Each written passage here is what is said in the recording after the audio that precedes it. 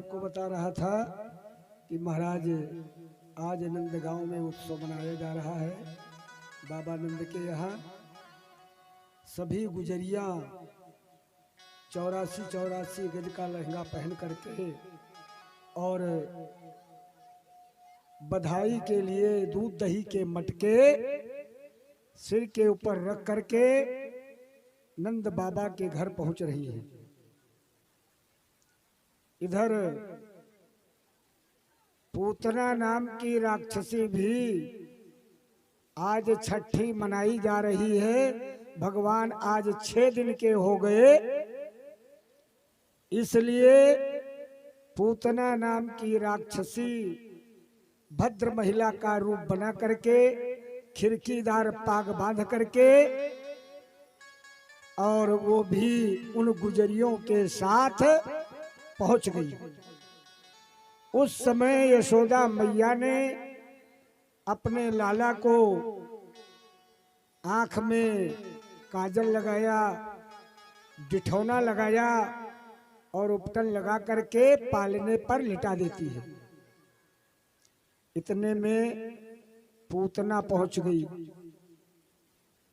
पूतना ने कहा, अरे बहना तेरो लाला कहाँ है? यशोदा मैया ने सोचा, मैं तो अपने माँ बाप की अकेली लड़की हूं, ये मेरी बहन कहां से आ गई? लेकिन अब उत्सव में पूछ नहीं सकती हैं, तो कुछ देर तक विचार किया। इसके बाद में यशोदा मैया ने कहा, मेरो लाला पालने पर सो रहा है। भगवान समझ गए कि मेरी मौसी आ गई। जैसे पूतना भगवान के सामने पहुंची तो भगवान ने कहा, मौसी आ गई? अरे मैंने सोचा था कि आज छठी के दिन दूध पीने को मिलेगा, लेकिन मेरी ये मौसी मुझे जहर पिलाने आ गई है। पूतना को गोद में ले लिया और गोद में पूतना ने भगवान को गोद में ले लिया। और जब पूतना ने भगवान को गोद में लिया, भगवान ने सोचा कि ये पूतना पापिनी है, क्योंकि जब मैं रामावतार में आया था तब भी सबसे पहली लीला में मुझसे स्त्री से ही मुठभेड़ हो गई थी। जब मैं रामावतार में आया तो ताड़का आ गई, और ताड़का में भी 3 अक्षर है। और यहाँ पर जब मैं द्वापर में लीला पुरुषोत्तम बन के आया तो यहाँ पर पूतना आ गई, इसमें भी 3 अक्षर है। जब ये आ गई तो आज भगवान ने सोचा कि स्त्री अबाध्य होती है, स्त्री को मारना नहीं चाहिए, लेकिन बिना मारे काम नहीं चलेगा। इसलिए भगवान ने अपने नेत्र को बंद कर लिया। क्यों नेत्र बंद कर लिया? इसलिए नेत्र बंद कर लिया कि इस पापिनी का मुख देखना अच्छा नहीं है। और क्यों भगवान ने नेत्र बंद कर लिया? इसलिए भगवान ने नेत्र बंद किया कि मानो भगवान श्री कृष्ण अपने इष्ट देवता भगवान शिव का ध्यान कर रहे हैं। क्योंकि उन्होंने कहा, हे भोले बाबा, आप तो विष पीने के अभ्यस्त हैं, इसलिए आप आकर के इस पूतना के विष का पान आप कर ले, और मैं दुधमुहा बच्चा हूँ, मैं इसके दूध का मैं पान कर लूं। इसलिए भगवान ने नेत्र बंद कर लिया। और भगवान ने क्यों नेत्र बंद कर लिया? भगवान ने इसलिए नेत्र बंद कर लिया कि जैसे कोई व्यक्ति बुखार का रोगी जैसे चिरैते का काढ़ा आंख बंद करके पी जाता है, उसी प्रकार से भगवान मानो ये विचार कर रहे हैं कि इसके विष के सहित इसके प्राण को भी पीना है। इसलिए मानो भगवान ने अपने नेत्र को बंद कर लिया। अनेक टीकाएं अनेक विद्वानों ने किया है। और क्यों नेत्र बंद कर लिया? पूता नपि नयति, पूत माने पवित्र बालकों को ले जा करके मार डालती है, इसलिए इसका मुंह देखना अच्छा नहीं है, इसलिए नेत्र बंद कर लिया। दूसरी बात कि पूतना अविद्या है और अविद्या परमात्मा के सामने टिक नहीं सकती है, इसलिए भगवान ने नेत्र बंद कर लिया। और नेत्र बंद करके भगवान ने गाढ़म कराभ्याम, अपने उस दोनों हाथ से पूतना के स्तन को दबाया और दबा करके उसके दूध के सहित उसके प्राण को भी भगवान पीने लगे। उसने कहा छोड़ दे, छोड़ दे। भगवान ने कहा पूतना, पहले तो मैं जीवात्मा को पकड़ता नहीं हूं, इतनी जल्दी मैं जीवात्मा को पकड़ता नहीं हूं, लेकिन जब जीवात्मा को पकड़ लेता हूं तो जल्दी छोड़ता नहीं। अब तो सदगति दे करके ही उसे मैं छोड़ूंगा, तुझे छोड़ूंगा, सदगति दे करके ही। इसलिए और इधर नंद बाबा कंस का वार्षिक कर चुकाने के लिए महाराज मथुरा चले गए। पूतना नाम की राक्षसी का जब प्रणांत हुआ तो 6 कोस के समस्त वृक्षों को कुचल डाला। 6 कोस में उसका शरीर गिरा और उसने समस्त वृक्षों को कुचल डाला। भगवान को यशोदा मैया दौड़ी दौड़ी गई और उसे उठा करके लाई, गाय के पूंछ से झड़वाया, गोबर से स्नान करवाया, गोमूत्र से स्नान करवाया और वेदज्ञ ब्राह्मणों को बुला करके वेद मंत्र का पाठ करवाया। ये कृत्य मैया बार बार करती हैं कि कहीं मेरे लाला को नजर तो नहीं लग गई, इसलिए बार बार कृत्य मैया करती है। अब नंद बाबा जब कंस का वार्षिक कर चुका दिए तो अपने मित्र वसुदेव जी से मिलने गए। वसुदेव जी ने कहा, बाबा मेरे मित्र नंद, अगर तुमने कंस का वार्षिक कर चुका दिया है तो आप तत्काल मथुरा को गोकुल को वापस चले जाओ, क्योंकि इस समय गोकुल में अनेक प्रकार के उल्कापात हो रहे हैं। जल्दी चले जाओ, तमाम उल्कापात हो रहे हैं। नंद ने सोचा कि महाराज ये वसुदेव जी पूर्व जन्म के कोई ऋषि हैं, इसलिए इन्होंने जो बात कही है वो सत्य कही है। आज महाराज नंद बाबा माला लेकर के और राधे राधे राधे राधे सटकाते हुए जा रहे हैं और इधर गोपों ने उस पूतना के शरीर को काट करके जो वृक्ष चकनाचूर हो गए थे उन वृक्षों को भी काट करके चिता लगा करके पूतना के शरीर को काट कर रख दिया और धू धू करके पूतना का शरीर जलने लगा।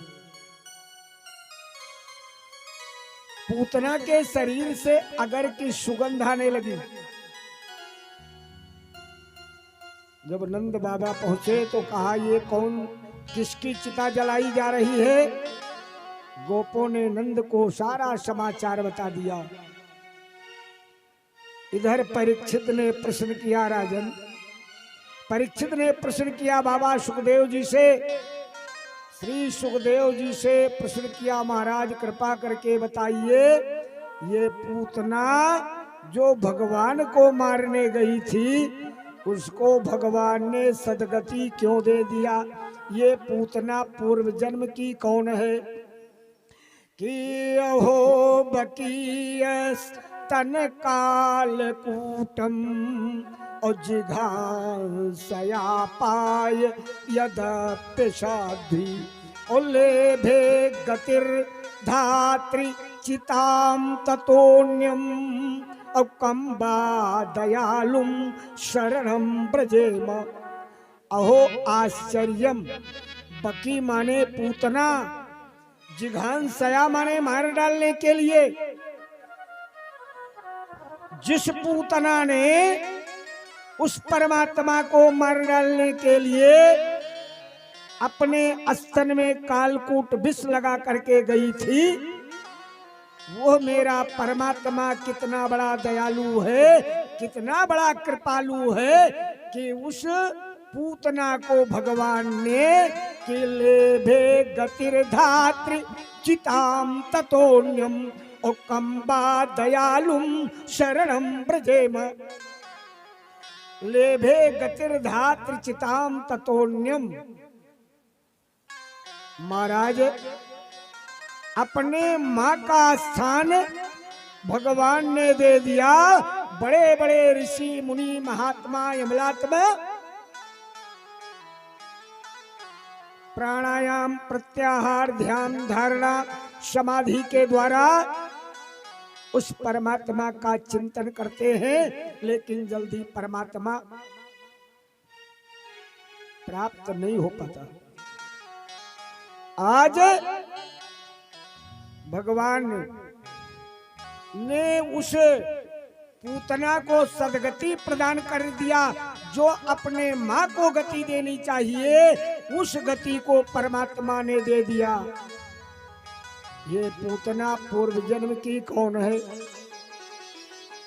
महाराज श्री सुखदेव जी ने कहा, राजन, जिस समय वामन भगवान राजा बलि की यज्ञशाला में 3 पग पृथ्वी मांगने के लिए गए थे, उस समय रतनमाला, जो राजा बलि की कन्या रतनमाला है, वो अपने दरवाजे पर खड़ी थी। उसने भगवान को वामन अंगुल का देख करके, छोटा सा सांवला स्वरूप देख करके अपने मन में उसने विचार किया कि अगर ये छोटा सा सांवला सलोना ये बालक मुझे मिल जाए तो मैं अपना स्तनपान करा दूं। भगवान तो सबके मन की बात जानते हैं। भगवान ने कहा, रतनमाला, इस जन्म में तो नहीं, लेकिन क्योंकि ये सतयुग है, जब मैं द्वापर में लीला पुरुषोत्तम बनूंगा तो रतनमाला तुम जाकर के द्वापर में पूतना बनोगी। उस समय मैं तुम्हें अपने माँ का स्थान दूंगा। ये वही राजा बलि की कन्या रतनमाला है, जिसको भगवान ने पूर्व जन्म में वरदान दे दिया था। क्योंकि परमात्मा तो बिना कान के सुनता है, बिना पैर के चलता है, कि बिनु पग चलई सुनई बिनु काना, कर बिनु करम करई विधि नाना।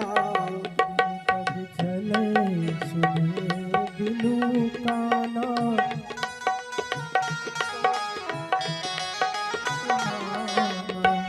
श्री राम जय राम जय जय राम, श्री राम जय राम जय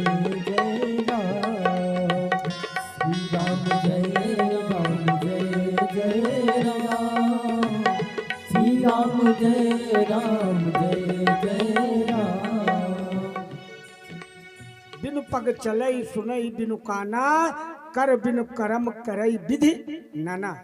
परमात्मा बिना कान के कहा सुनता है। महाराज, बाली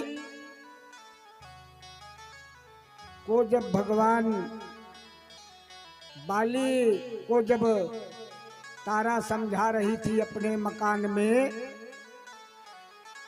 कि ये भगवान हैं, ये परमात्मा हैं, इनसे लड़ने मत जाइए, इनका बल पा करके सुग्रीव आपको ललकार रहा है।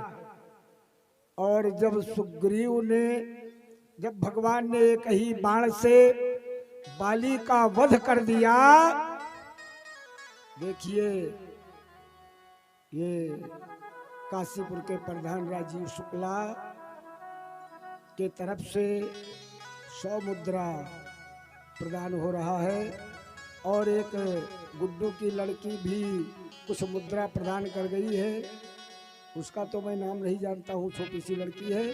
और एक लड़की अनिल शुक्ला, सुनील शुक्ला, भाई नाम मैं भूल जाता हूँ, सुनील शुक्ला की भी पुत्री आकर के 100 रुपये यहाँ प्रदान कर गई है। भगवान उसके ऊपर भी कृपा बनाए रखे। तो मैं आपको बता रहा था कि महाराज बाली को जब भगवान श्री राम ने मार दिया एक ही बाण से, तो बाली ने कहा आपने मुझे क्यों मार दिया, मेरा क्या अपराध था। तो भगवान ने एक शब्द यही कहा कि मूढ़ तो ही अतिशय अभिमाना, नारी सिखावन करे सिनकाना, इसलिए बिनु पग चलई सुनई बिनु काना, कर बिन कर्म करे विधि नाना। परमात्मा बिना कान के सुनता है। आज रतनमाला अपने मन में विचार कर रही थी, भगवान उसके मन के विचार को जान करके और तुरंत वरदान दे दिया था कि द्वापर में चल करके मैं तुम्हें अपने माँ का स्थान प्रदान करूंगा। ये वही राजा बलि की कन्या रतनमाला है जिसके ऊपर भगवान ने कृपा की। इसके बाद धीरे धीरे भगवान अब 6 महीने के हो गए। भगवान 6 महीने के हो गए। एक दिन यशोदा मैया ने अपने लाला को उबटन किया, तेल किया, डिठौना किया, काजल लगाया और छकड़े के नीचे पालने पर सुला दिया। छकड़ा आप लोग जानते हैं, एक पहले छोटी बैलगाड़ी होती थी, उस छकड़े के नीचे सुला दिया पालने पर, और छकड़े के ऊपर दूध दही के मटके रखे हुए थे। भगवान ने सोचा, यशोदा मैया तो घर के काम में लग गई, भगवान ने सोचा कि लाओ आज बैलगाड़ी चलावें। इसलिए जब सब लोग अपने अपने काम में लग गए तो भगवान अपने दोनों पैर को उछालने लगे और महाराज बैलगाड़ी पलट गई, जुआ टूट गया और दही के, दूध के, मक्खन के मटके सब टूट गए। बड़ा भयानक शब्द हुआ। उसमें से एक दिव्य पुरुष निकला। उसने भगवान की 4 बार परिक्रमा किया और जब 4 बार परिक्रमा किया तो आज परीक्षित ने फिर श्री सुखदेव बाबा से प्रश्न किया कि महाराज इस छकड़े से, उसके जुआ से ये कौन निकला जिसने परमात्मा की 4 बार परिक्रमा किया। सुखदेव बाबा ने कहा राजन, जिस समय हिरण्याक्ष का पुत्र उत्कच आकर के लोमस ऋषि के समस्त बगीचे के वृक्षों को कुचल रहा था, उस समय लोमस ऋषि ने उस महाराज उत्कच को शाप दे दिया, मूर्ख तूने मेरे इस बगीचे के समस्त वृक्षों को कुचल डाला है, इसलिए मैं तुझे शाप देता हूं, जा तू देह रहित हो जा, तेरा शरीर ही दिखाई न पड़े। तो वो लोमस ऋषि के चरणों पर गिर पड़ा। लोमस ऋषि ने कहा जाओ, द्वापर में जब भगवान लीला पुरुषोत्तम बनेंगे उस समय तुम जाकर के छकड़े में बैठ जाना जुआ में, और भगवान के चरण के स्पर्श से ही तेरा उद्धार हो जाएगा। ये वही महाराज हिरण्याक्ष का पुत्र उत्कच है जो भगवान की कृपा से आज इसका उद्धार हो गया। और यशोदा मैया दौड़ करके अपने लाला को उठाती हैं, बार बार कीर्त करती हैं, कहीं मेरे लाला को कोई नजर तो नहीं लग गई, कोई प्रेत तो नहीं लग गया, कोई भूत तो नहीं लग गया। बार बार गाय के पूंछ से झरवाती है, वेदज्ञ ब्राह्मणों को बुलाकर वेद मंत्र का पाठ करवाती है, तमाम दान करती है, इस प्रकार से कृत्य करती है। अब धीरे धीरे भगवान ने सोचा कि महाराज बैलगाड़ी तो मैंने चलाई है, लेकिन अब मैं हेलीकॉप्टर की यात्रा करना चाहता हूँ। भगवान ने सोचा कि हेलीकॉप्टर की यात्रा करूं, इसलिए एक दिन यशोदा मैया अपने लाला को हलरा रही हैं, दुलरा रही हैं और ऐसे ऊपर को उछाल रही हैं। भगवान कहते हैं और मुझे उछालो और उछालो, खूब उछाल उछाल कर खिला रही हैं। भगवान ने सोचा कि मेरी मैया ये हमको उछाल रही है, लेकिन ज्यादा दूर तक नहीं उछाल पा रही है। मैया ने कहा अब हाथ दुखने लगा है उछालते उछालते, तो लाओ इसे स्तनपान करावे। स्तनपान कराने लगी। इतने में उसने तृणावर्त नाम के दैत्य को कन्हैया ने देखा, तो कन्हैया ने सोचा मैया मुझे नीचे उतारेगे नहीं, इसलिए भगवान इतने वजन हो गए, इतने वजन हो गए कि मैया ने कन्हैया को नीचे बैठा दिया। मैया ने सोचा ये मेरो लाला इतना वजन क्यों हो गयो, अभी तो मेरो लाला बहुत हल्को था, मैं इसे उछाल रही थी, अब इतना वजन क्यों हो गया, क्या इसने दूध ज्यादा पी लिया है इसलिए ये वजन हो गया। अब जब दूध पच जाएगा इसका तब इसे गोद में लेंगे। इसलिए ये यशोदा मैया अपने मन में विचार कर रही। इतने में तृणावर्त नाम का दैत्य बवंडर का रूप धारण करके आया और भगवान को पकड़ करके आकाश मार्ग में ले गया। भगवान उसके कंधे पर सवार हो गए। उसने वृंदावन में खूब सैर सपाटा कराया। जब खूब सैर सपाटा कराया और जब भगवान सैर सपाटा कर लिए तो अब भगवान को लेकर के मथुरा के लिए रवाना हो गया। वो कंस के पास ले जाना चाहता था। भगवान इतने में उसके गले को दबाया कस के और उसने कहा छोड़ दे। कन्हैया ने कहा जब तक मैंने स्टीयरिंग नहीं पकड़ा था तभी तक तेरे जान में जान थी, लेकिन स्टीयरिंग पकड़ते ही तृणावर्त की आंखें निकल आई, इतनी बड़ी जीभ निकली और धड़ाम से एक पत्थर की चट्टान पर गिरा, समाप्त हो गया। तृणावर्त नाम का दैत्य समाप्त हो गया। धीरे धीरे अब भगवान 1 वर्ष के हो गए। भगवान 1 वर्ष के हो गए और जब भगवान 1 वर्ष के हो गए तो वसुदेव जी ने मन में विचार किया कि पता नहीं नंद बाबा ने मेरे लाला का नामकरण संस्कार किया या नहीं किया, ये कुछ पता नहीं है। उन्होंने तुरंत गर्गाचार्य जी को भेज दिया, कहा जाकर के मेरे लाला का नामकरण संस्कार कर दो। गर्गाचार्य जी यादवों के गुरु हैं, इसलिए गर्गाचार्य जी आज गोकुल में पहुंच गए और गोकुल में नंद बाबा ने गर्गाचार्य जी का आतिथ्य सत्कार किया। इसके बाद कहा ये बताओ क्या तुमने अपने पुत्रों का नामकरण संस्कार किया? नंद बाबा ने कहा मैंने नामकरण संस्कार नहीं किया है। अब आप आ गए हैं तो आप ही मेरे पुत्रों का नामकरण संस्कार कर दें। और जब नामकरण संस्कार करने के लिए गर्गाचार्य जी आ गए, नंद बाबा पहुंचे। अरे वो नंदरानी, अरे महाराज एक बड़ो ज्योतिषी आया है, अपने पुत्रों का नामकरण संस्कार करवा लो। और तुरंत महाराज नंद बाबा गर्गाचार्य जी को लेकर के महाराज गौशाला में पहुंचे।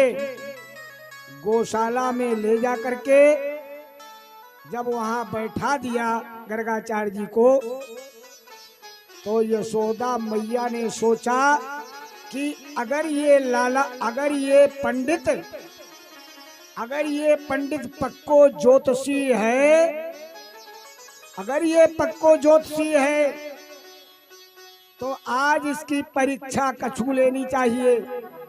इसलिए आज यशोदा मैया ने बलराम जी को अपनी गोद में ले लिया और भगवान श्री कृष्ण को रोहिणी ने अपनी गोद में ले लिया।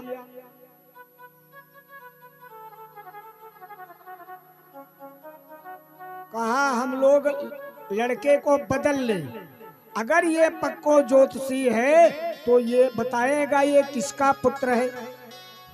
अब यशोदा मैया और रोहिणी दोनों लोग बैठ गई और भगवान को देखते ही महाराज गर्गाचार्य जी की समाधि लग गई, नेत्र खुले रह गए, वाणी उनकी बंद हो गई, सांसें बंद हो गई, बड़ी देर तक बैठे ही रह गई यशोदा मैया।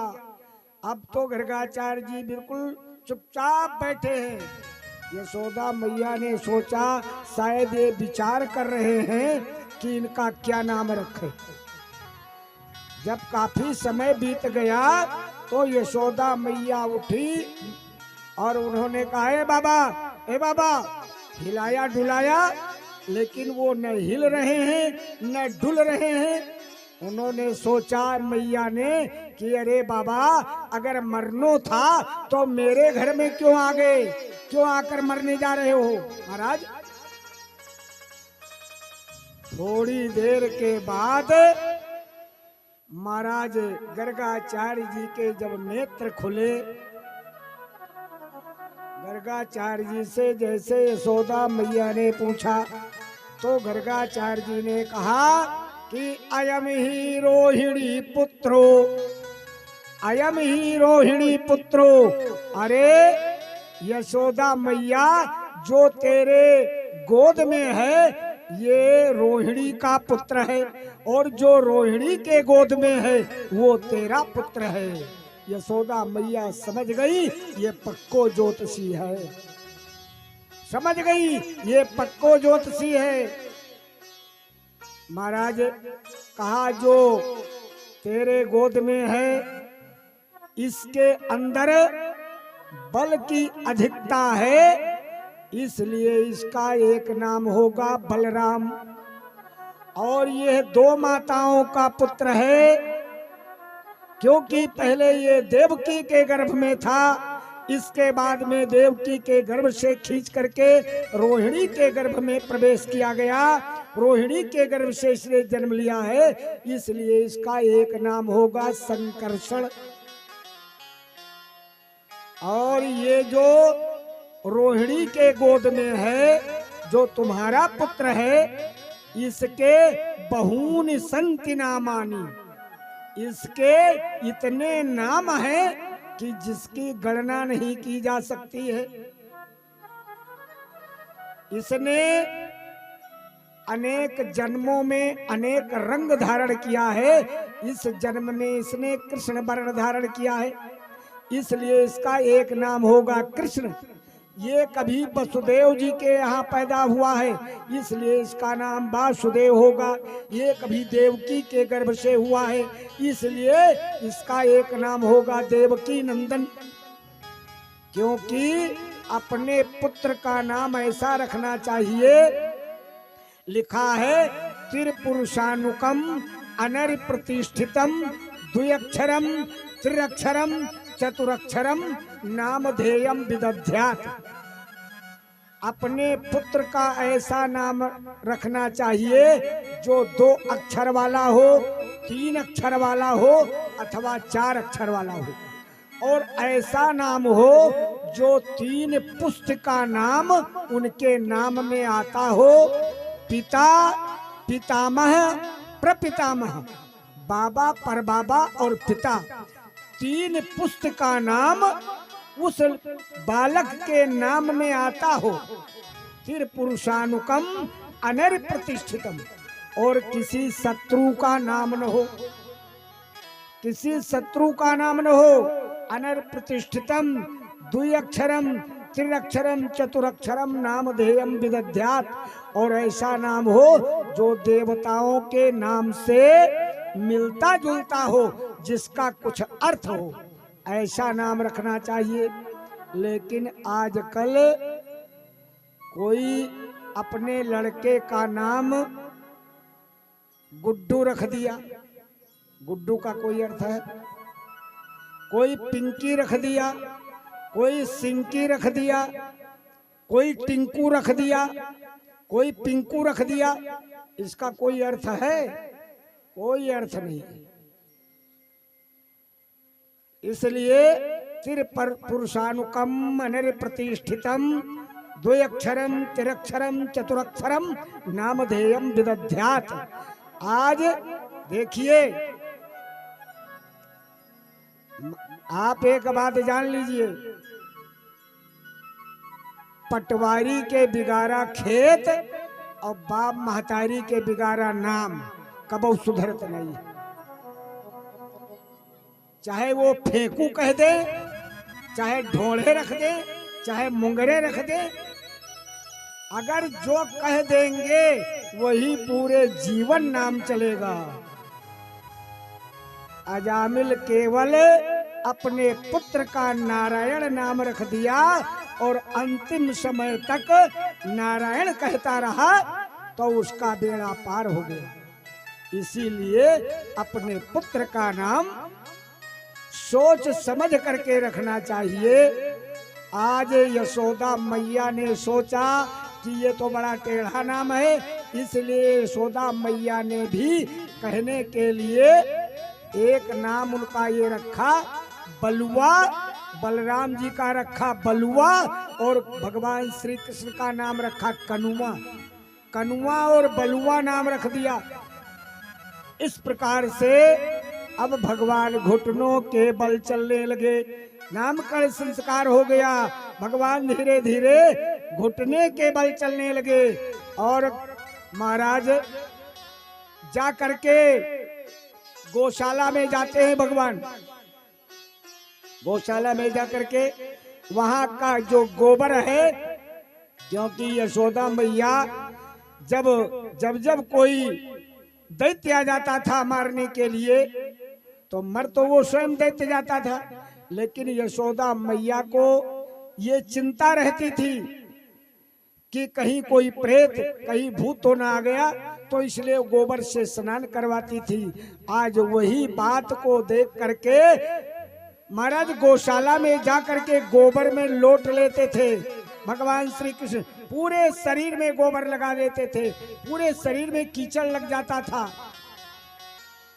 यशोदा मैया उन्हें स्नान करवाती थी।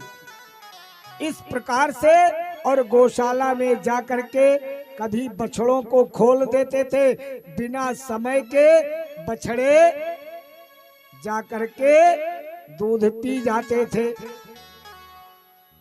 तमाम गुजरिया दौड़ दौड़ करके गुजरिया उलाहना ले जाती हैं कि बिना समय के ये तेरो लाला बछड़ों को खोल देता है, सारा दूध बछड़े पी जाते हैं। इस प्रकार से महाराज भगवान अनेक लीलाएं कर रहे हैं। धीरे धीरे भगवान कुछ बड़े हो गए, और जब भगवान बड़े हुए तो भगवान के साथ में कुछ बालक खेलने के लिए महाराज तन सुखा, मन सुखा, धन सुखा, मधुमंगल, श्रीदामा आदि गोप ये भगवान के साथ ये खेल रहे, भगवान के सखा हैं, भगवान के सखा हैं। एक दिन भगवान को सूझी, भगवान ने मन में विचार किया कि आज ब्रजबामाओं के घरों में जाकर के हम ब्रजबामाओं को प्रसन्न करें, माखन चोरी की लीला करें। इसलिए भगवान ने अपने बाल सखाओं को बुलाया और बाल सखाओं से कहा, देखो आज कुछ दूसरा खेल करना है। बाल सखाओं ने कहा, कौन सा खेल? कहा, खेल ये करना है कि आज चोरी करनी है। तो कहा, चोरी ही सिखाओगे? अरे कहा, ये हीरे जवाहरात की चोरी नहीं करनी है, रुपया पैसा की चोरी नहीं करने के लिए कह रहे हैं। अरे आप लोग माखन मिश्री की चोरी कीजिए, माखन मिश्री की चोरी करने के लिए कह रहे हैं। और जब माखन मिश्री की चोरी तुम लोग करो तो कहा, किसके घर में घुस जाए? कहा, पहले अपने घर से सीखो, अपने घर में चोरी करो। भगवान ने एक विद्यालय खोल दिया, बाल गोपाल चोर विद्या मंडल, चोर प्रचार विद्या मंडल खोल दिया कि इसमें सबको चोरी सिखाई जाएगी। माखन मिश्री की चोरी कीजिए। सभी गोप भगवान के कहने पर महाराज माखन मिश्री की चोरी करने चले गए। देखिए हमारे ये द्विवेदी जी, इनका नाम मैं झिनकू ही जानता हूँ, क्योंकि गांव में इनको झिनकू कहते हैं। अब इनका नाम क्या है ये तो मैं नहीं जानता। तो ये झिनकू द्विवेदी जी भगवान के चरणों में 100 रुपया अर्पित कर रहे हैं। भगवान इनके कोष में वृद्धि करें और भगवान इनके ऊपर कृपा बनाए रखें। अच्छा, रबड़ी वाले बाबा के जय बोल दिए हैं। बोलिए बाल कृष्ण भगवान की जय हो। मैं आपको बता रहा था कि भगवान आज माखन चोरी की लीला करने के लिए सबको अपने अपने घर में भेज दिया।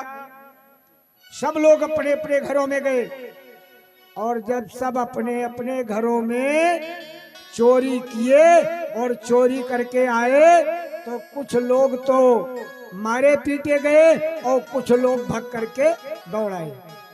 भगवान ने पूछा, ये बताओ किसके किसके ऊपर पिटाई पड़ी? तो महाराज मधुमंगल ने कहा, हम तो मारे ही गए।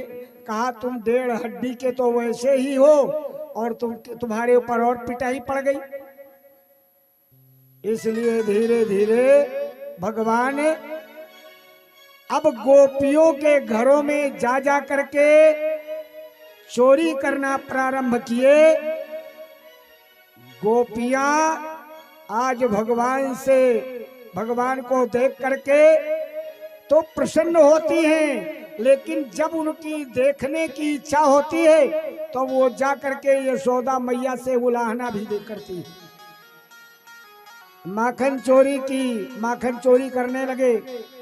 एक दिन कन्हैया ने क्या किया, एक गुजरिया के घर में गए।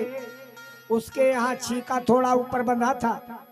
उसने एक गोप को नीचे झुका दिया, उसके ऊपर एक गोप खड़ा कर दिया, उसके ऊपर दूसरा गोप, उसके ऊपर तीसरा गोप, उसके ऊपर चौथा गोप और उसके ऊपर स्वयं अपने चढ़ गए। जब स्वयं चढ़ गए तो भगवान मटके से मक्खन निकाले, अपने खाएं, गोपों को दे, बंदरों को लुटावे। लेकिन नीचे वाला गोप केवल श्रम पा रहा है।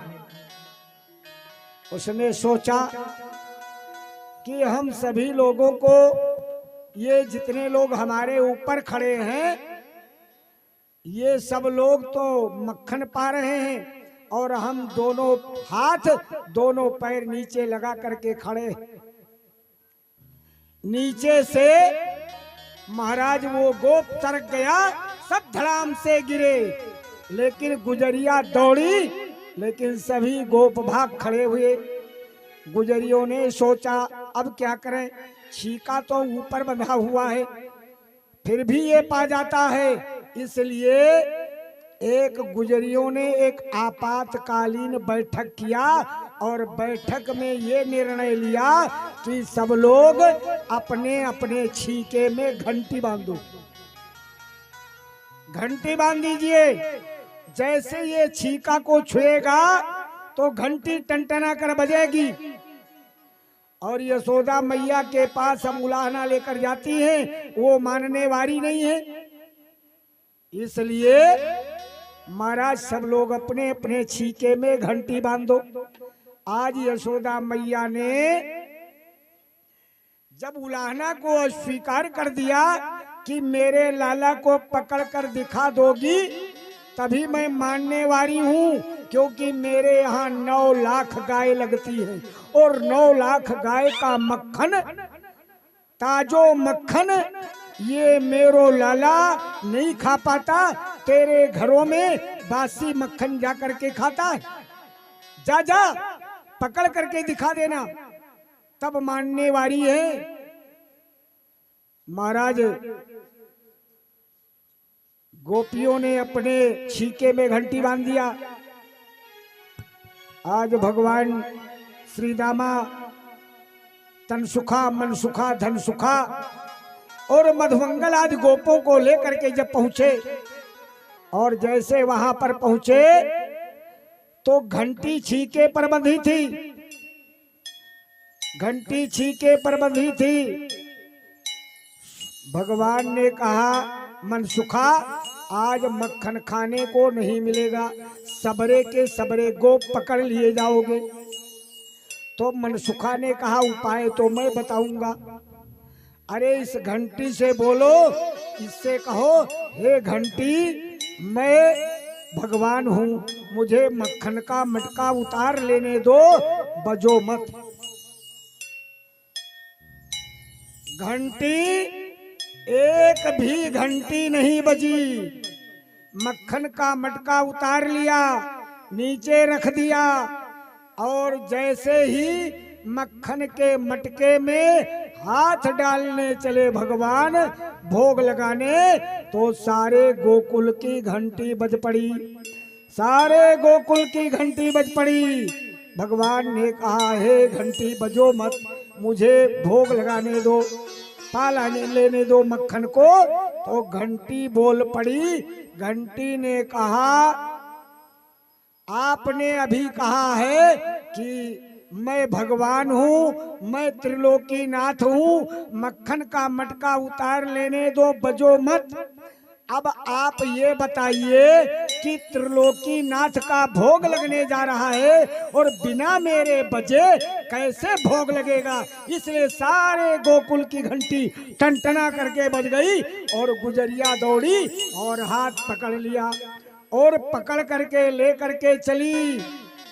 गुजरिया हाथ पकड़ करके लेकर चली तो रास्ते में तन सुखा मिल गया और जब तन सुखा मिला धन सुखा तो उसने कहा ए कन्हैया, ए दाढ़ी का कनुआ, काला कलूटा, अरे तुझे ये गोपी कहाँ को ले जा रही है।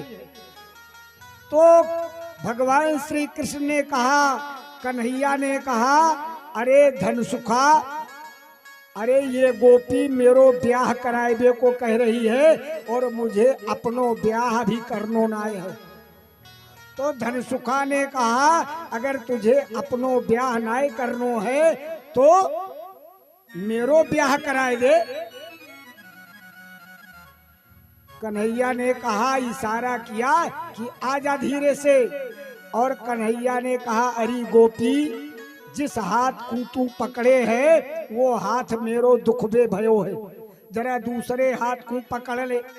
और दूसरे हाथ को जैसे पकड़ा, इतनी मोटी साड़ी है। भाई आजकल जो साड़ी पहनती हैं तो वो घूंघट चाहे यहाँ तक काढ़ ले, लेकिन वो दूसरे को देखती हैं और दूसरा उनको देखता है। लेकिन गुजरिया जो साड़ी पहने थी, बहुत मोटी साड़ी, दिखाई नहीं पड़ता था कि किसको हम पकड़े ले जा रहे हैं। अब वो चल मैं तुझे इंद्राणी के पास ले चलूं, चल मैं तुझे इंद्राणी के पास ले चलूं, इस प्रकार से वो गोपी ले जा रही है, वो गोपी ले जा रही है घसीटते हुए। भगवान माखन चोरी कर रहे और चोरी में पकड़े गए। भगवान महाराज ललिता नाम की गुजरिया भगवान को पकड़ कर ले जा रही है। यशोदा मैया से ललिता नाम की गुजरिया ने कहा, अरे गुजरिया, अरे नंदरानी, देखिए तो तेरो लाला, तेरे यहाँ 9 लाख गाय लगती हैं। यशोदा मैया बाहर आई। यशोदा मैया ने कहा, अरे गुजरिया, जरा अपने पल्लू को तो ऊपर उठा, देख ये मेरो लाला है या तेरो देवर है। और सचमुच में उस गुजरिया का देवर था। इस प्रकार से भगवान ने माखन चोरी की लीला करके वहां की ब्रजबामाओं को भगवान ने प्रसन्न किया। अब भगवान ने मन में विचार किया कि लाओ थोड़ा सा ब्रज रज खा ले। थोड़ी सी मिट्टी उठा करके ब्रह्मांड घाट पर जा करके खेल रहे हैं, ब्रह्मांड घाट पर, और वहां की मिट्टी उठा करके थोड़ी सी अपने मुख में रख लिया। गोपों ने आकर के महाराज यशोदा मैया से कहा, अरे ओ मैया, अरे ये तेरो लाला बड़ो नटखट है, तेरो लाला ने मिट्टी खाई है। मैया ने कहा, मेरो लाला ने मिट्टी खाई है? कहा। जब अपने लाला से मैया ने पूछा, कहा ना ना, अरे ये सबरे के सबरे गोप झूठ बोल रहे हैं कि ना हम भक्षित वानम्बो मिथ्या सर्वे मिथ्याभिशंसिना, ना हम भक्षित वानम्बो सर्वे मिथ्याभिशंसिना। अरे ये सबरे के सबरे गोप झूठ बोल रहे हैं, ये कोई सच नहीं बोल रहा है। तो मैया ने कहा, क्या तू ही सच बोल रहा है? कहा हाँ, मैंने मुख में ही तो मिट्टी खाई है।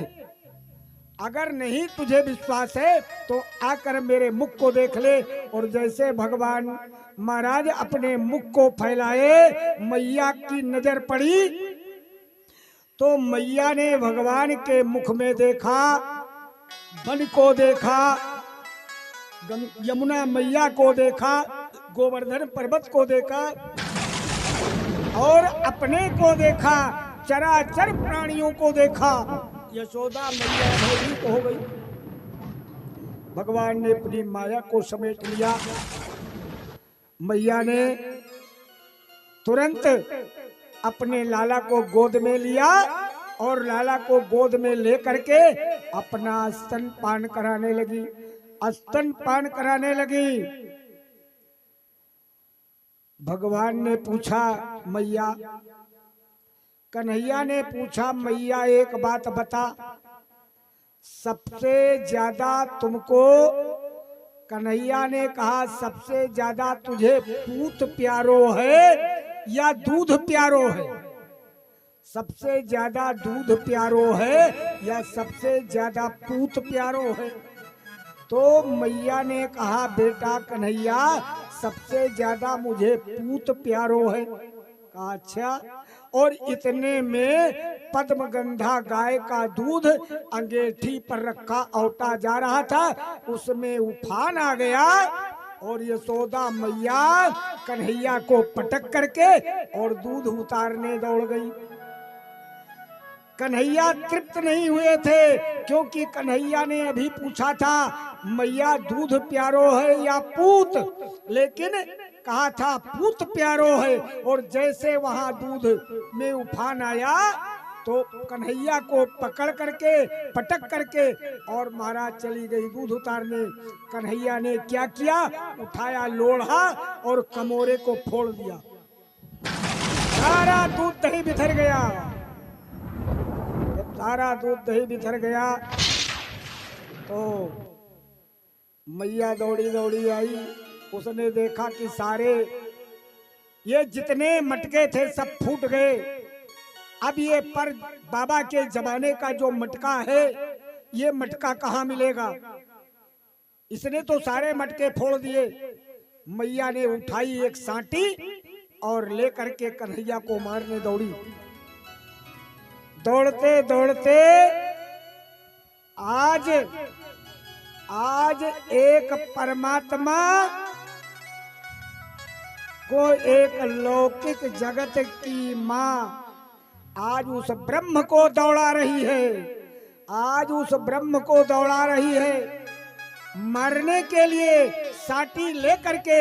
और आज ब्रह्म, आज लौकिक जगत की माता के प्रेम में आकर के बसीभूत हो करके आज वो भाग रहा है और पीछे पीछे मैया दौड़ रही है।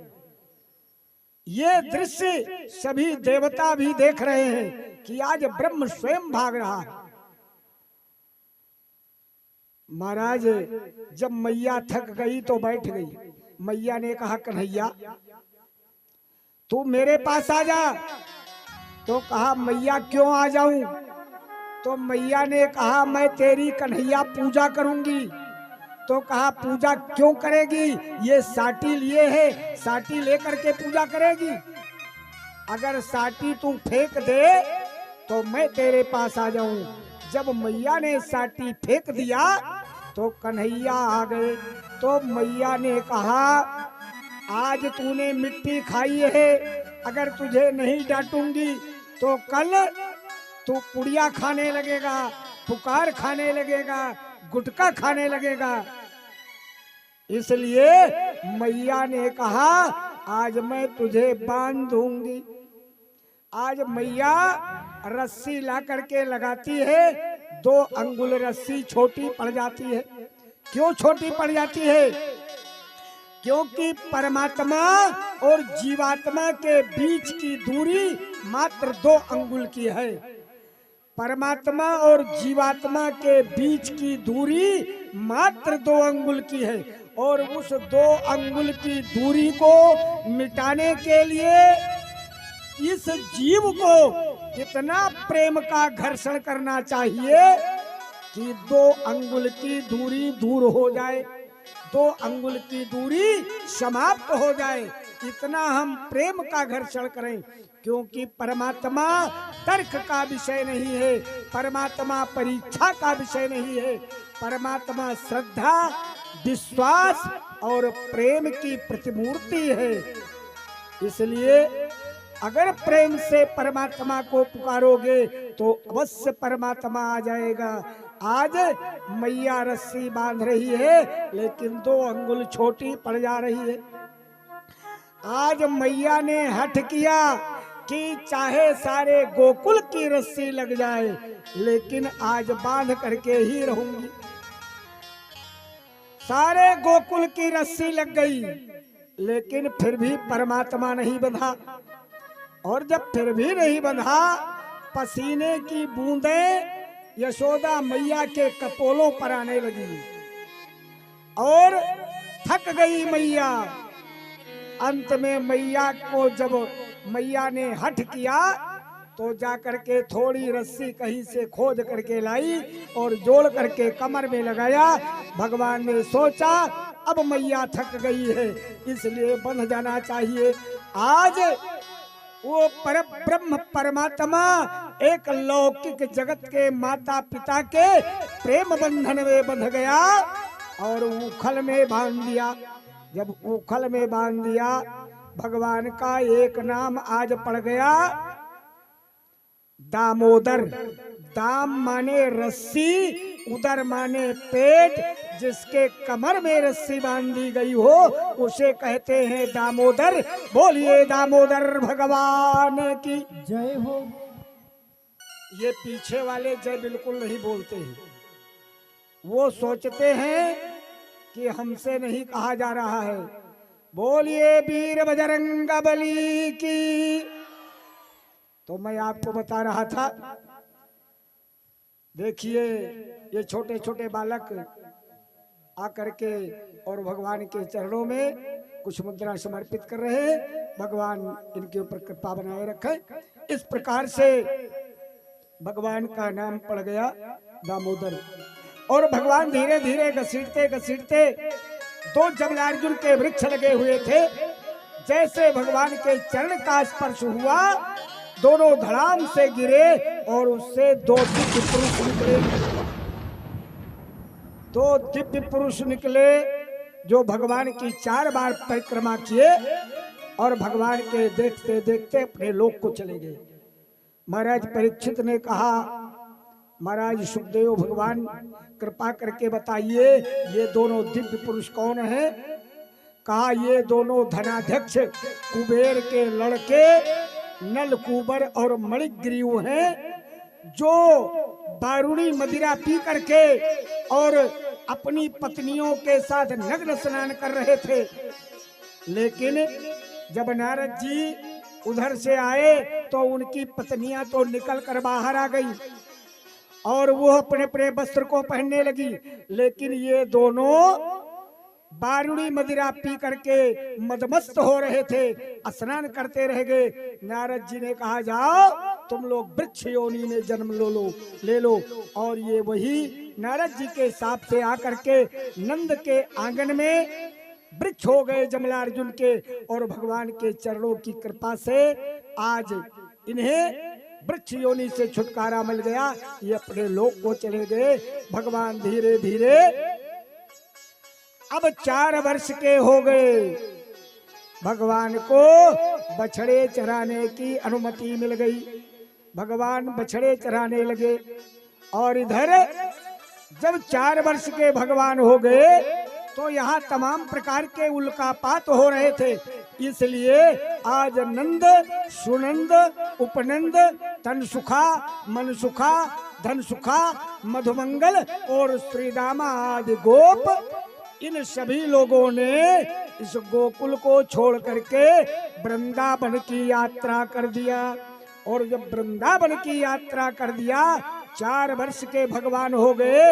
अब अपने बाल सखाओं के सहित सभी लोग वृंदावन में पहुंच गए। छकड़े पर दूध दही के मटके रख करके अपने बछड़ों को लेकर के और वृंदावन में चले गए। वृंदावन में पहुंच गए। सभी लोग वृंदावन पहुंच गए और भगवान 4 वर्ष के हो गए। बछड़े चराने की अनुमति मिल गई। भगवान बछड़े चरा रहे हैं। इतने में बत्सासुर नाम का दैत्य आया, बछड़े का रूप धारण करके। भगवान ने पीछे वाले पैर को पकड़ करके उठाकर पटक दिया। बत्सासुर समाप्त हो गया।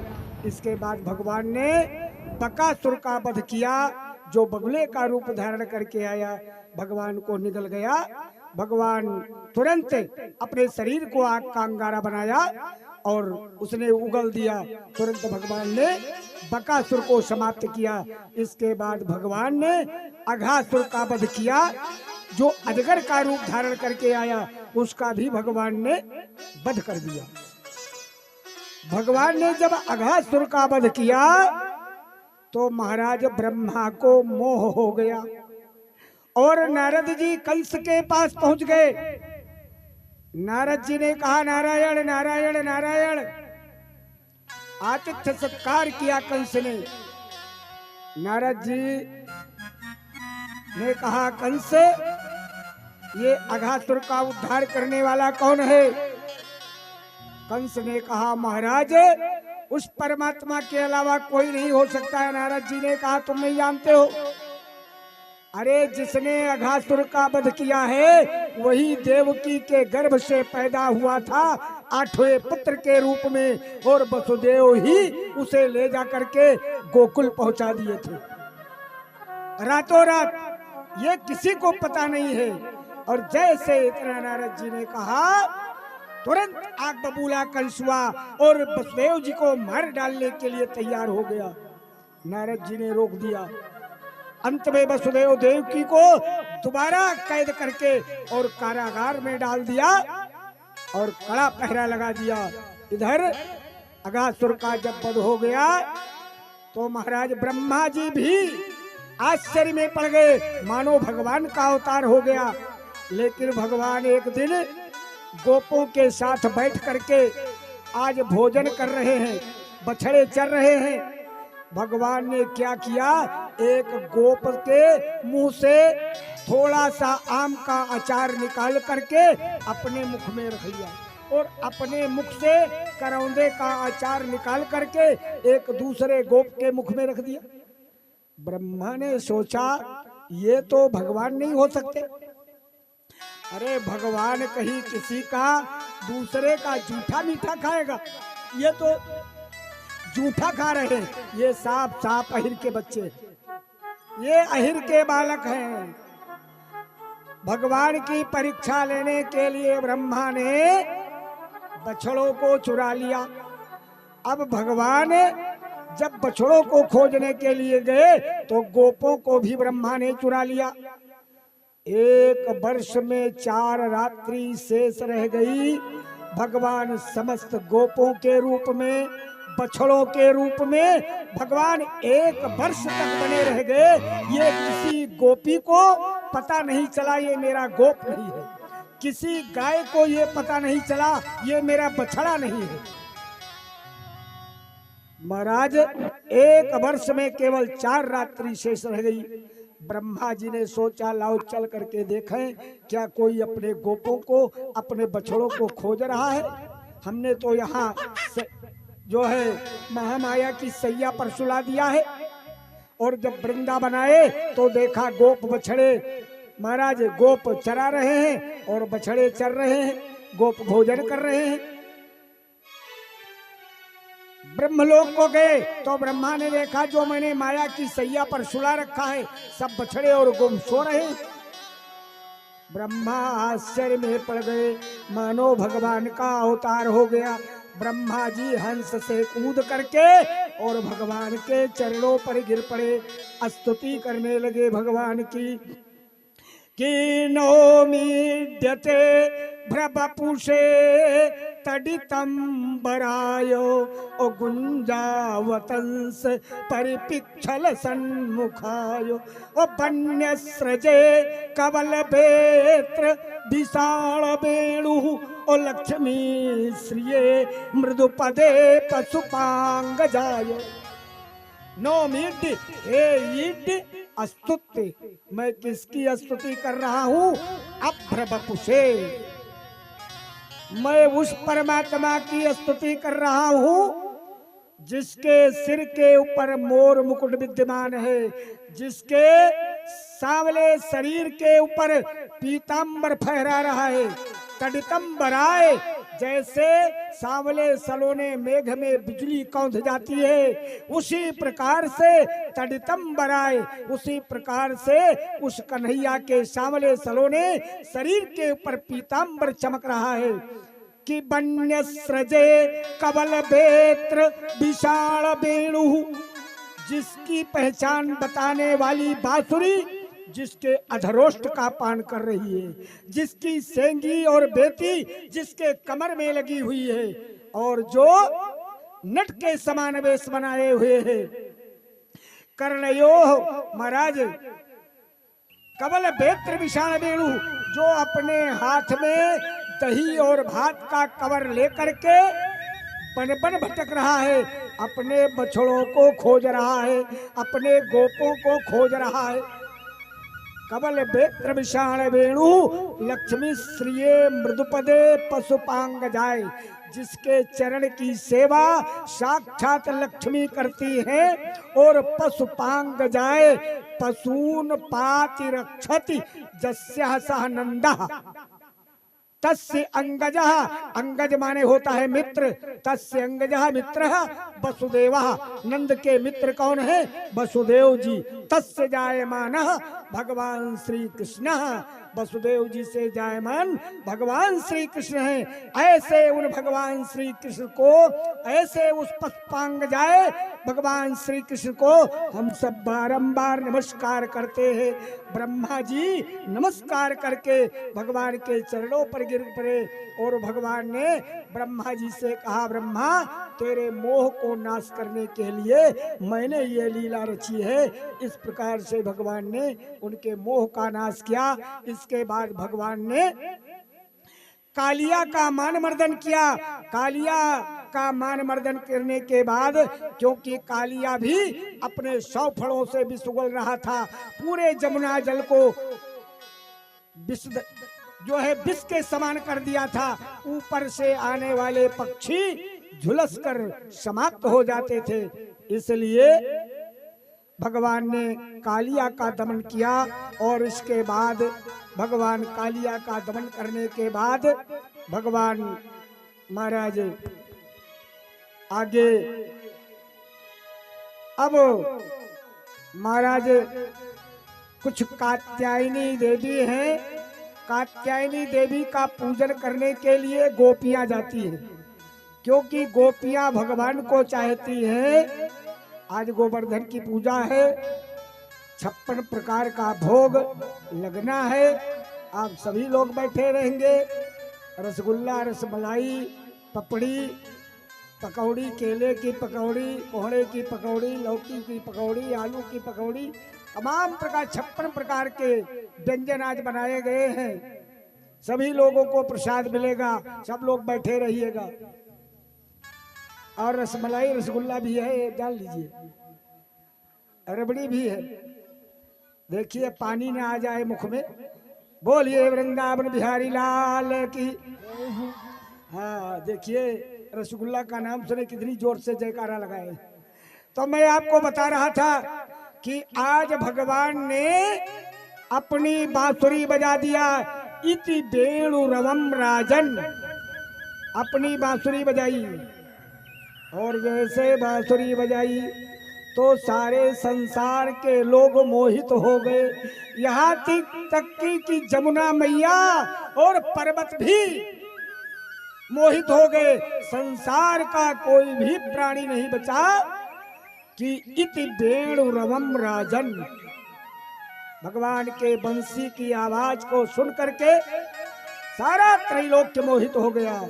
और महाराज कात्यायनी देवी का पूजन करने वाली जो गोपिकाएं हैं, वो अपने वस्त्र को उतार करके और जा करके जमुना में स्नान करती हैं और भगवान को पति के रूप में मांगती हैं कि कात्यायनी महामाये महायोगिनीधीश्वरी नंद गोपसुतम देवी पति में कुरुते नमः। हे कात्यायनी मैया, ये नंद का कुमार मुझे पति रूप में मिल जाए, इस प्रकार से भगवान से निवेदन करती हैं। भगवान ने उन कात्यायनी मैया का पूजन करने वाली गोपिकाओं के चीर का हरण किया। और चीर का हरण क्यों किया? नग्न स्नान की प्रथा को मिटाने के लिए भगवान ने चीर का हरण किया। इसके बाद भगवान ने, आज दीपावली का दिन है। दीपावली के दिन यशोदा मैया और नंद बाबा हमेशा इंद्र की पूजा करते हैं। यशोदा मैया 56 प्रकार का व्यंजन तैयार कर रही थी। लाला ने कहा, मैया ये जो व्यंजन बना रही हो ये किसके लिए? कहा, लाला मैं दीपावली के दिन हमेशा से इंद्र की पूजा करती आई हूं। तो कहा, इंद्र की पूजा क्यों कर रही हो? कहा, इसलिए जब हम इंद्र की पूजा करेंगे, इंद्र प्रसन्न होंगे तो अच्छी वर्षा करेंगे, और जब अच्छी वर्षा करेंगे तो अच्छे अन्न की उपज होगी। कन्हैया ने कहा मैया मेरे देवता पहले ब्राह्मण देवता हैं, गौ माता हैं, गिरिराज हैं, सबसे पहले इनकी पूजा होनी चाहिए।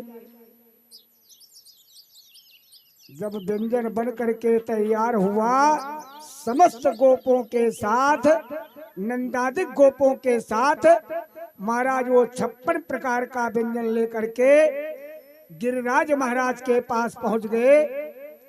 और वहां पर जब गिरिराज के पास पहुंचे तो सबसे पहले सब लोग स्नान कराने लगे। कन्हैया ने कहा गोपों मेरे देवता को स्नान कराओ, लेकिन स्नान कराने लगे, हजारों घड़ा पानी डाल दिया। एक रूप से तो भगवान गोपों के साथ खड़े हैं और एक रूप को बना करके भगवान गिरिराज के ऊपर बैठे। गोपों ने कहा कन्हैया हजारों घड़ा पानी डाल दिया, लेकिन तेरो देवता की तो अभी तक मूछें नहीं गीली हुई, और कब तक हम ये घड़ा पानी डालेंगे। इसलिए तुरंत भगवान ने मानसी गंगा प्रकट कर दिया और उस मानसी गंगा को पाकर के समस्त गोपों ने स्नान करवाया। गौओं का पैर धोया, ब्राह्मणों का पैर धोया और गौओं ब्राह्मणों का पूजन किया, गिरिराज महाराज का पूजन किया। अब पूजन के बाद महाराज जब भोजन कराने लगे तो थाल की थाल रबड़ी महाराज गिरिराज के मुंह में डाल देते हैं, ऐसे सीधे, और उसको पाते जा रहे। थाल की थाल मलाई, थाल की थाल पूड़ी। गोपों ने कहा अरे कन्हैया, अरे ये तेरो देवता बड़ो प्रत्यक्ष है, तेरो देवता बड़ो प्रत्यक्ष है। अरे ये सब जो 56 प्रकार का व्यंजन बनाया गया है, ये सारा व्यंजन ये तेरो देवता खा जाएगा, क्या हम लोगों को कुछ प्रसाद नहीं मिलेगा। एक रूप से कन्हैया तो गोपों के पास खड़े हैं। कन्हैया ने कहा जरूर मिलेगा। एक गोप कहता है मुझे ये लगता है कि ये जो कन्हैया मेरे पास खड़ा है इसी का रूप स्वरूप इस गिरिराज के ऊपर दिखाई पड़ता है। कन्हैया ने कहा ना ना, ये मेरे देवता हैं। और इस प्रकार से जब गिरिराज महाराज का पूजन हो गया, गौओं का पूजन हुआ, ब्राह्मणों का पूजन किया, इसके बाद गिरिराज की 7 परिक्रमा किया। 7 परिक्रमा गौओं और ब्राह्मणों को आगे करके 7 कोस की प्रदक्षिणा समस्त गोपों ने उसकी 7 परिक्रमा किया। परिक्रमा कर लिया, इंद्र की पूजा बंद हो गई। इंद्र ने कहा उस अहीर के बच्चे ने मेरी पूजा बंद की है।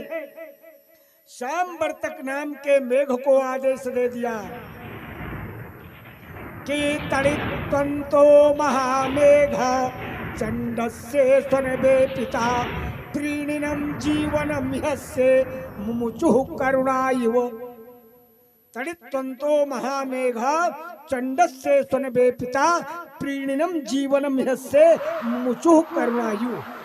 मुमुचुः छोड़ दिया, शाम्बर्तक नाम के मेघ को इंद्र ने छोड़ दिया कि जा करके पूरे ब्रजमंडल पर मूसलाधार बारिश करो कि सारा ब्रजमंडल बह जाए।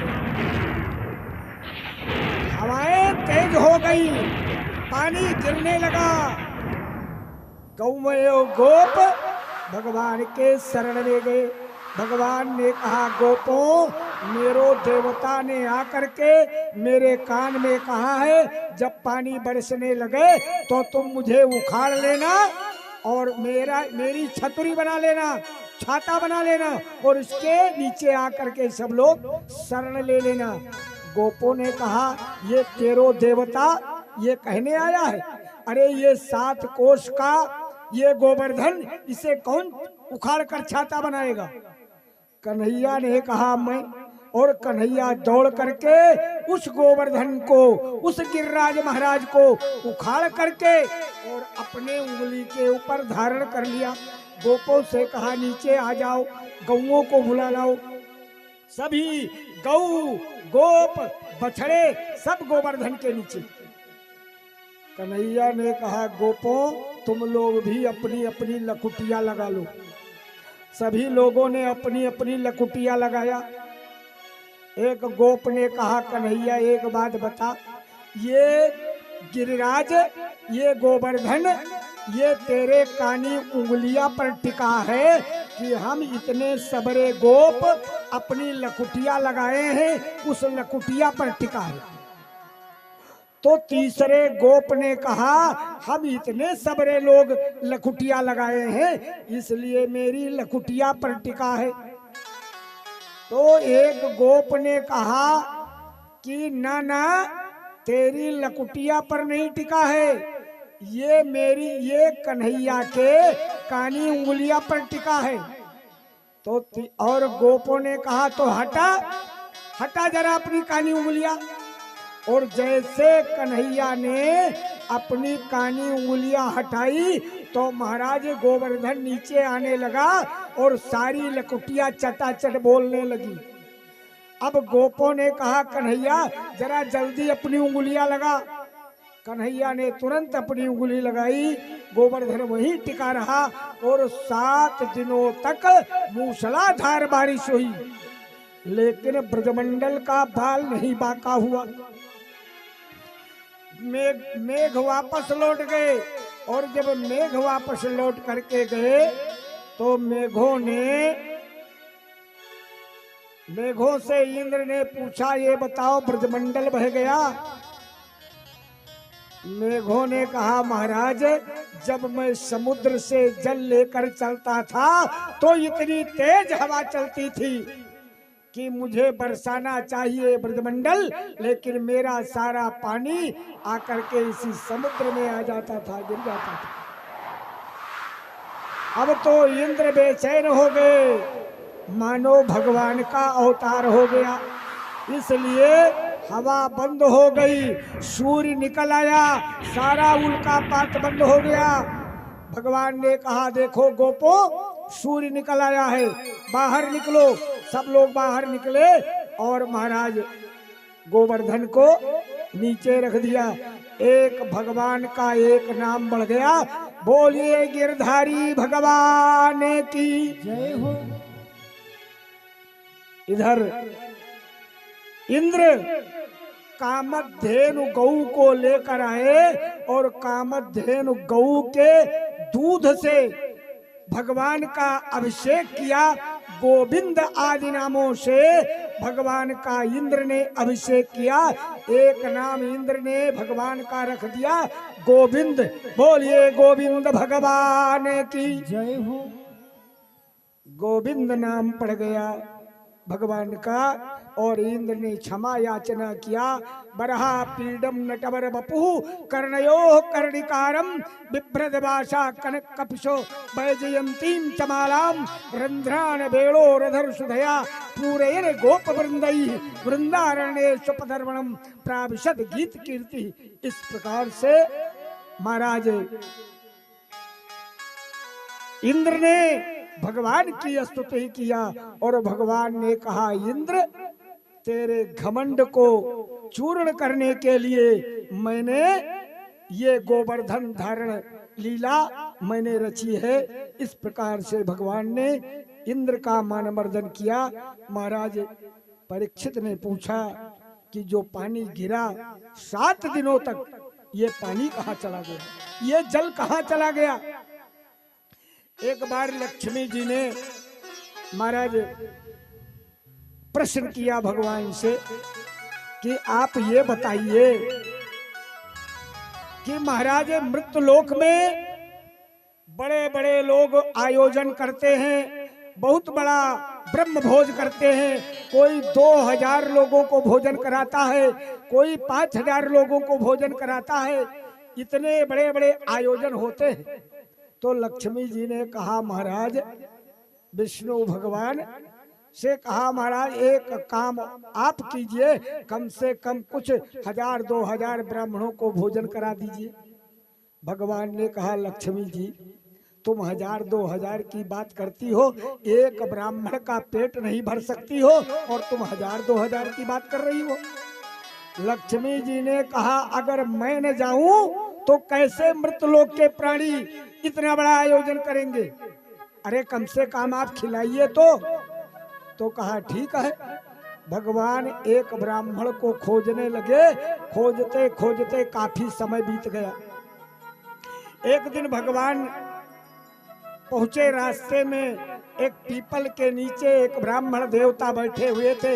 ऐसे गुरगुट्टी लगाए जैसे ये लड़का बैठा हुआ है, ये पीछे जो लड़का बैठा है अतुल के बगल, ऐसे गुरगुट्टी लगाए एक ब्राह्मण देवता बैठे हुए। ऐसे वो ब्राह्मण देवता बैठे थे। भगवान ने कहा देखो हम आपके पास आए हैं। तो ब्राह्मण ने कहा महाराज बहुत दिनों से मैं प्रतीक्षा कर रहा था कि कोई यजमान आ जाए तो मेरा भी कल्याण हो जाए, तो कृपा कीजिए मेरे ऊपर। अब महाराज ब्राह्मण देवता को लेकर के भगवान गए, और जब भगवान वहां पर पहुंचे लेकर के, तो ब्राह्मण के न तो पीठ दिखाई पड़ती थी और न पेट दिखाई पड़ता था। बिल्कुल चिपका हुआ था पेट और पीठ यक्कर, जैसे पप्पू डॉक्टर दिखाई पड़ते हैं, पेट पीठ यक्कर चिपका हुआ। ऐसे ही वो ब्राह्मण देवता थे। अब महाराज लक्ष्मी जी ने ब्राह्मण का पैर धोया, आसन पर बैठाया, और इसके बाद लक्ष्मी जी ने विष्णु भगवान से कहा ये बताओ क्या हमारी हंसी करने के लिए लाए हो? अरे न इनके पेट है न पीठ है, ये भोजन क्या करेंगे? 56 प्रकार का व्यंजन मैंने बनाकर तैयार किया है, ये क्या खाएंगे? तो कहा पहले इनको खिलाओ तो। अब जब उनको पीढ़े पर बैठाया और जैसे पत्तल ला करके लक्ष्मी जी आई रखी और रख करके पूड़ी लाने गई, तो ब्राह्मण देवता पत्तलें खा गए। एक थाल पूड़ी लेकर आई रखी और सब्जी लाने के लिए गई, तब तक ब्राह्मण देवता पूरी थाल की पूड़ी खा गए। सब्जी लेकर आई रखी, सब्जियां खा गए। रबड़ी लावे, रबड़िए पाई जाए। रसगुल्ला रसमलाई जो भी आवे सब खाते चले जाएं। खाते खाते 9 दिन बीत गया। तो लक्ष्मी जी ने कहा एक काम कीजिए ब्राह्मण देवता, 9 दिन हो गया है, आधा भोजन जब हो जाएगा तो पानी पी लीजिएगा। तो ब्राह्मण देवता ने कहा जब आधा हो जाएगा तब पानी पी लेंगे, अभी आधा भोजन हुआ ही नहीं। लक्ष्मी जी ने तुरंत रिद्धि सिद्धि को आमंत्रण दिया। रिद्धि सिद्धि आ गई तो कोई पूड़ी छानने लगा, कोई साग बनाने लगा, कोई रबड़ी बनाने लगा, कोई रसमलाई बनाने लगा, कोई रसगुल्ला बनाने लगा, कोई कचौड़ी बनाने लगा। महाराज खाते खाते 18 दिन बीत गए, लेकिन कुछ हुआ नहीं, सारा का सारा भोजन समाप्त हो गया। महाराज लक्ष्मी जी जाकर के भगवान के चरणों पर गिर गई। लक्ष्मी जी ने कहा महाराज अब मेरे ऊपर कृपा कीजिए, आपने सचमुच में कहा था कि एक ब्राह्मण का पेट नहीं भर सकती हो। महाराज अब अंदर कुछ बचा नहीं है। तो भगवान ने कहा कुछ है? कहा एक पूड़ी बची है, एक पूड़ी बची है, बाकी कुछ नहीं है। तो कहा एक काम करो, एक